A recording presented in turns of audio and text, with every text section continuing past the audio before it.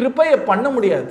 அனுகிரகம் பண்ணுன்னு சொல்கிறோம் இல்லையா, அருள் செய்யின்னு செய்யறது கிடையாது. அருள் அம்மா குழந்தைகிட்ட அன்பை செய்யறாளான்னு செஞ்சாலே அது செய்ய கிடையாது.